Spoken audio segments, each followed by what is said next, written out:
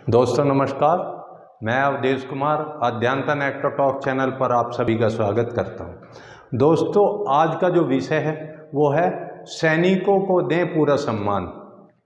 सैनिकों से मेरा तात्पर्य है सेना के तीनों अंग यानी कि आर्मी, नेवी, एयरफोर्स के जवान, सीआरपीएफ, बीएसएफ, आईटीबीपी या इसी तरह की फोर्सेस जो हमारी सीमाओं की सुरक्षा हेतु लगी हुई है।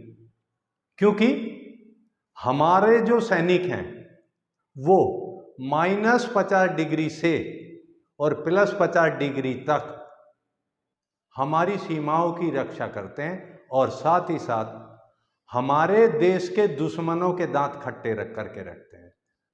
वो सीमा पर चौकस हैं, इसीलिए हम देश में सुरक्षित हैं, आराम से हैं और हम और हमारा परिवार चैन की नींद सोता है।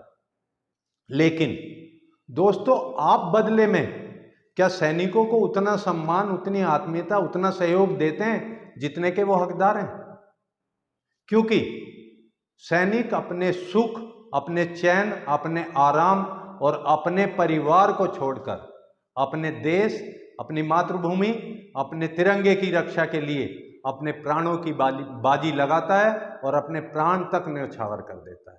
लेकिन समाज में जब वो आता है यानी कि छुट्टी के दौरान या वो रिटायरमेंट के बाद, तो समाज उसके साथ दोगला व्यवहार करता है और इसी कारण उसका मन आशंकित होता है कि क्या मैं इन्हीं लोगों के लिए इतना सब करता हूं।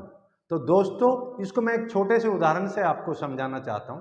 सपोज करो कोई सैनिक आकस्मिक छुट्टी पर आ रहा है यानी कि इमरजेंसी में किसी छुट्टी पर आ रहा है और किसी कारणवश ट्रेन में रिजर्वेशन नहीं करा पाया या सीट कंफर्म नहीं ले पाया, तो वो उस ट्रेन के डब्बे में किसी कोने में खड़ा होकर या बैठ कर आता है, मगर उसके बाकी 72 पैसेंजर्स किसी का दिल उसकी इस दशा पर पिघलता नहीं है और ना ही उसके साथ कोई सहयोग करते हैं और ना ही कोई उसके साथ सीट शेयर करता है।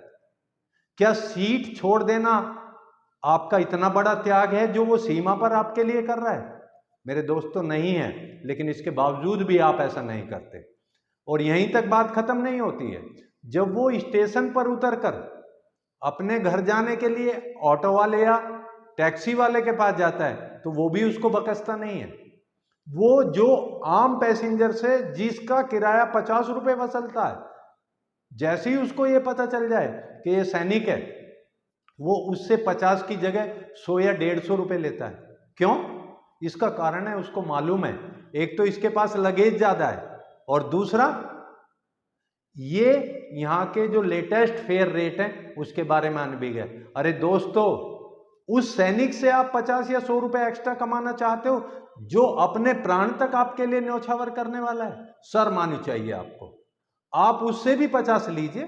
वैसे तो उसके सम्मान में आपको 10-20 रुपए कम लेने चाहिए, लेकिन मैं कम के लिए नहीं कह रहा हूं, मैं कह रहा हूं आप 50 ले लीजिए, जितने बाकी से लेते हैं उतने ही ले लीजिए और वो -50 और +50 तक बिना किसी सुख सुविधाओं के आपके लिए काम करता है बॉर्डर पर।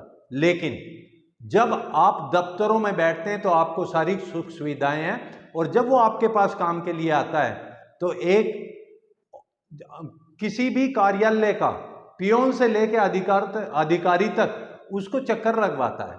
चाहे वो बिजली विभाग है, चाहे वो नगर पालिका का ऑफिस है, चाहे वो तहसील का कार्य है, चाहे वो लेखपाल का कार्य है, चाहे वो ग्राम पंचायत के प्रधान का कार्य है, चाहे सरपंच का कार्य है या विधायक लेवल का कार्य है या एसएसपी, डीएसपी, आईजी, डीआईजी, किसी भी कार्य है, किसी का भी कार्य है, उसको सहयोग नहीं मिलता।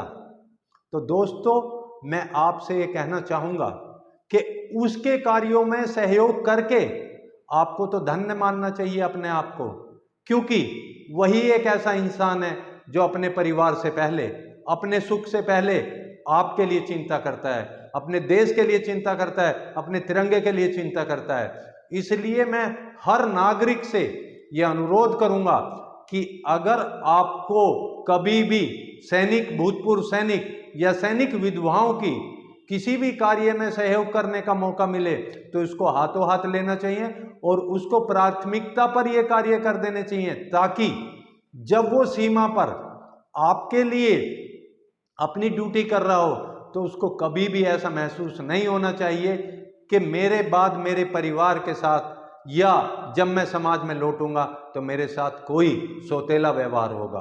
और अगर आप उसे ऐसा आश्वस्त कर देंगे तो वो आराम से अपनी ड्यूटी को बहुत बेहतर तरीके से कर सकता है। दोस्तों, आप ही हैं जो उसके मनोबल को बढ़ा सकते हैं इस तरह से उसका सहयोग करके। और सिर्फ जो लोग शहीद हो चुके हैं उनकी अंतिम यात्रा में शामिल होकर जय जयकार करने से कि जब तक सूरज चांद रहेगा फला फला तेरा नाम रहेगा से आपकी ड्यूटी खत्म नहीं होती। उसके परिवार के जो सदस्य हैं, उसकी जो विधवा हैं, उनके साथ भी आपको सहयोग करना चाहिए और अपने परिवार का कार्य मानते हुए उनके कार्यों को करना चाहिए। मेरी आप सबसे गुजारिश है, अगर आप ऐसा नहीं करते हैं तो आज से ही उनका सहयोग करना शुरू कीजिए, उनके साथ सौतेला व्यवहार ना कीजिए, क्योंकि वो ही हमारे सच्चे और अच्छे रक्षक हैं और वो देशभक्त हैं। उनके रोम रोम में देश सेवा भरी है और ये जज्बा हर किसी के सीने में नहीं होता देश सेवा करने का।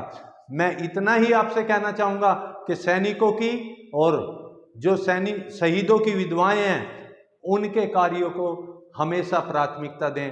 Thank you very much. जय हिंद, जय भारत, जय अध्यात्म।